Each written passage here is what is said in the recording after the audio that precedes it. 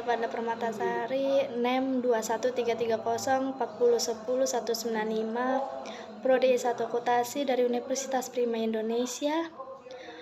Mata kuliah Sistem Informasi Akuntansi dengan dosen penggampunya Bapak Dr. Hotwa Samusir, MSI.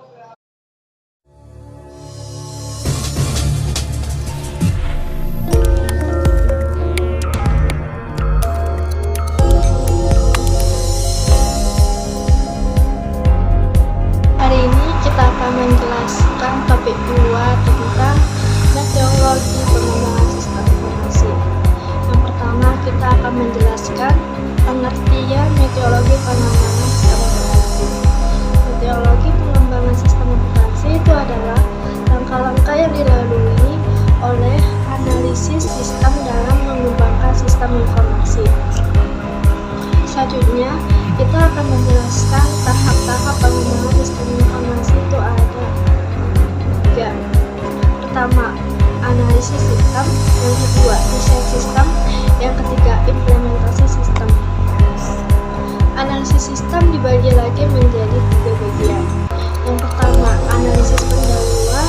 Yang kedua, penyusunan usulan pelaksanaan sistem. Yang ketiga, pelaksanaan analisis sistem. Yang pertama, kita akan menjelaskan analisis pendahuluan. Analisis pendahuluan adalah analisis sistem mengumpulkan informasi untuk memperoleh gambaran secara menyeluruh mengenai perusahaan kliennya. Dan yang kedua, penyusunan usulan pelaksanaan analisis sistem.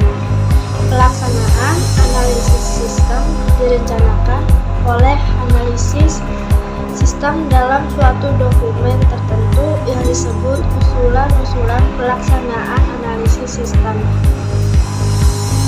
Dalam dokumen usulan pelaksanaan analisis sistem itu menjelaskan yang pertama, analisis alasan ringkas dan jelas yang mendasari dilakukannya pengembangan sistem akuntansi.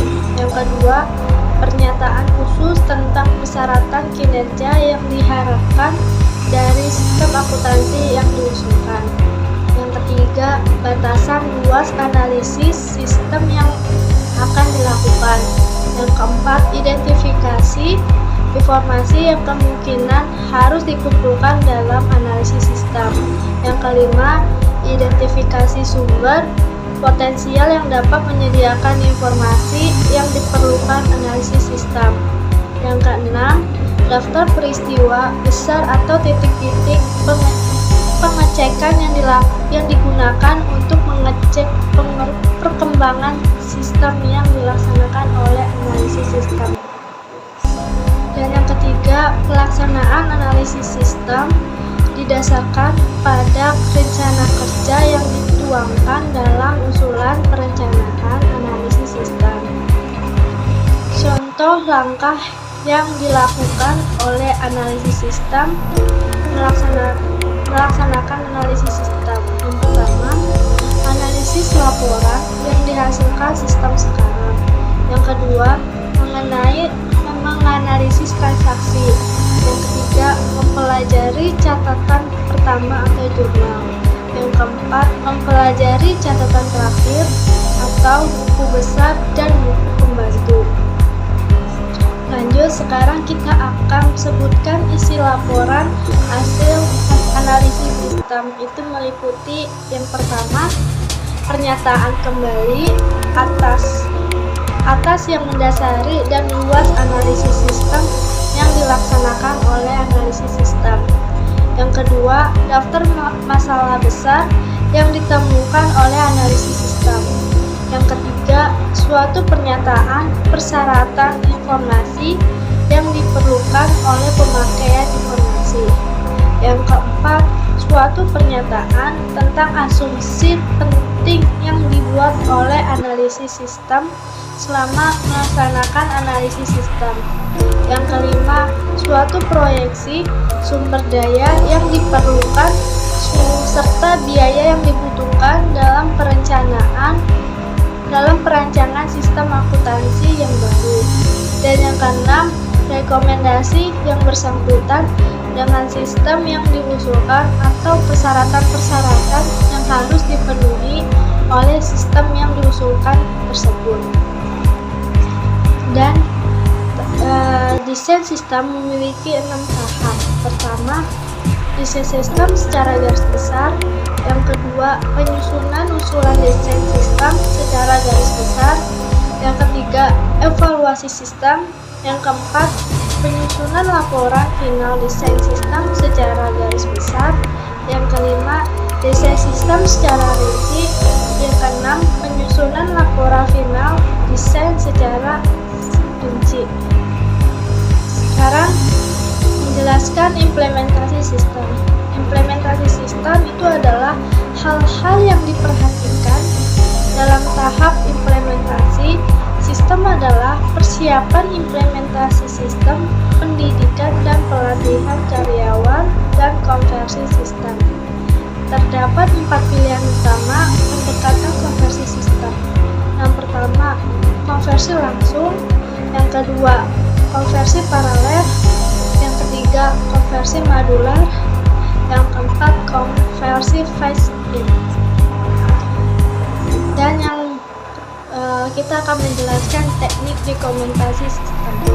Sistem informasi akuntansi yang telah dirancang dapat dikomentasikan dalam bentuk narasi, bagian alir, diagram, dan lain-lain untuk memudahkan penjelasan sistem informasi tersebut. Teknik dokumentasi sistem yang dibahas adalah bagian air data dan bagian air dokumen. Untuk menggambarkan sistem informasi dengan bagian alir data dan bagian alir dokumen. Bagian alir data. Bagian alir data itu adalah suatu model yang menggambarkan aliran data dan proses untuk mengelola data dalam suatu sistem. Suatu simbol standar yang digunakan untuk menggambarkan bagian alir data, diantaranya itu ada 3. Yang pertama yang dinamakan proses. Proses itu adalah pengolahan data. Dan yang kedua itu aliran. Aliran itu dibagi menjadi 2 kelompok. Yang pertama aliran material, yang kedua aliran data, dan yang ketiga itu adalah penghubung. Penghubung itu tersebut dibagi menjadi 2 bagian lagi. Yang pertama halaman sama, dan yang kedua. Sekarang kita akan menjelaskan bagian alir dokumen. Bagian alir dokumen menggambarkan aliran dokumen atau informasi antar bagian di dalam organisasi. Simbol-simbol yang memiliki standar yang digunakan untuk menggambarkan alir dokumen. Yang pertama itu kita menggunakan simbol dokumen. Simbol dokumen ini itu yang merupakan untuk menggambarkan formulir yang digunakan untuk merekam data terjadinya suatu transaksi seperti faktur penjualan, surat order penjualan, cek, bukti memorial, bukti kas, uang masuk, dan lain-lain. Yang kedua, ini yang dinamakan simbol dokumen dan tembusannya. Apa itu dokumen dan tembusannya? Yaitu untuk menggambarkan dokumen asli dan tembusannya. Nomor lembar dokumen yang dicantumkan di sudut kanan atas. Dan yang ketiga ini yang dinamakan simbol berbagai dokumen. Simbol berbagai dokumen ini yaitu untuk menggambarkan berbagai jenis dokumen yang digabungkan di dalam satu paket. Dan yang keempat ini yang dinamakan simbol catatan. Simbol catatan yaitu untuk menggambarkan catatan akuntansi yang digunakan untuk mencatat data dari dokumen atau formulir. Contoh seperti jurnal, buku pembantu, dan buku besar. Dan simbol yang kelima yang karena banyak muncul ini itu yang dinamakan penghubung pada halaman yang sama.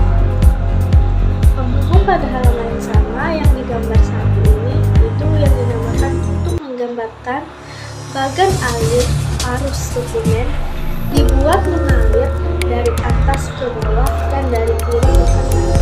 Dan yang ke-6 ini itu sama juga dengan ibu pada halaman yang sama, yaitu akhir arus dokumen dan mengarahkan pembaca ke simbol penghubung halaman yang sama yang bernomor.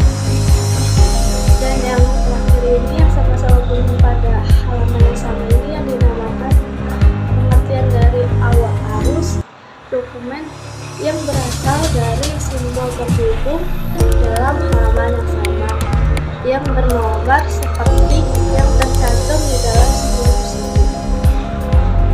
Simbol yang ke-8 yang dinamakan penghubung pada halaman yang berbeda, yaitu jika untuk menggambarkan bagian alir suatu sistem akuntansi yang diperlukan lebih dari satu halaman, simbol ini digunakan untuk menunjukkan kemana dan bagaimana bagian alir terkait satu bagian dengan bagian lainnya. Dan yang simbol yang nomor 9 ini yang dinamakan kegiatan manual. Kegiatan manual ini yaitu untuk menggambarkan kegiatan manual seperti pertama menerima order dari pembeli, mengisi formulir, membandingkan dan memeriksa berbagai jenis kegiatan klerikal lainnya. Dan yang ke-10 yang dinamakan simbol keterangan komentar, memungkinkan ahli sistem menambahkan keterangan untuk memperjelas pesan yang disampaikan dalam bagian alir. Dan yang ke-11 yang dinamakan simbol arsip sementara. Simbol arsip sementara yaitu untuk menunjukkan tempat penyimpanan dokumen sementara, artinya dokumen ini akan diambil kembali untuk keperluan pengolahan lebih lanjut seperti lemari arsip, terus dan kotak arsip untuk menunjukkan urutan penartiban dokumen yang dimana digunakan seperti kayak simbol A menurut abjad, N itu menurut nomor urut, dan T itu menurut abjad. Dan yang simbol yang ke-12 ini dinamakan arsip permanen. Arsip permanen ini adalah simbol yang digunakan untuk menggambarkan arsip permanen yang merupakan penyimpanan dokumen yang tidak akan diproses dalam sistem akuntansi. Yang simbol yang ke-13 ini yang dinamakan online computer process. Online computer process ini yang menggambarkan pengolahan data komputer secara online. Nama program ditulis di dalam simbol. Dan yang ke-11 ini yang dinamakan simbol keying typing verifying. Itu adalah yang menggambarkan pemasukan data ke dalam komputer melalui online terminal. Dan yang simbol yang ke-15 ini yang dinamakan pita magnetik. Pita magnetik itu yang menggambarkan arsip komputer yang berbentuk pita magnetik. Nama arsip digunakan di dalam simbol.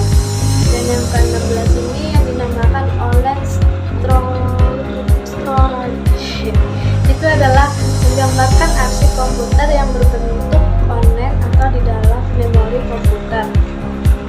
Dan yang ke-17 yang dinamakan simbol keputusan, yaitu yang menggambarkan keputusan yang harus dibuat dalam proses pengolahan data.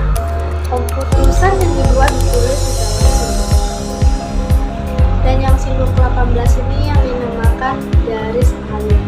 Garis alir adalah menggambarkan arah proses pengolahan data. Anak panah tidak digambarkan jika arah arus dokumen mengarah ke bawah dan ke kanan. Jika arus dokumen mengalir ke atas atau ke kiri, anak panah perlu dicantumkan. Dan yang simbol ke-19 ini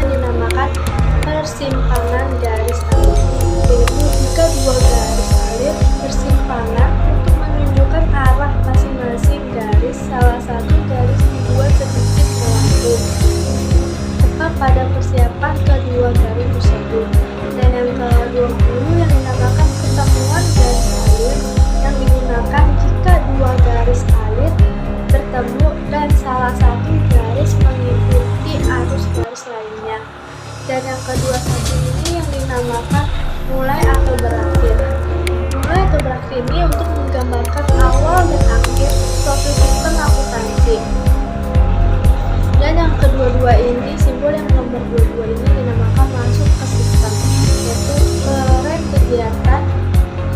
Karena kegiatan di luar sistem tidak perlu digambarkan dalam bagian akhir, maka diperlukan simbol untuk menggambarkan masuk ke sistem yang digambarkan dalam bagian akhir.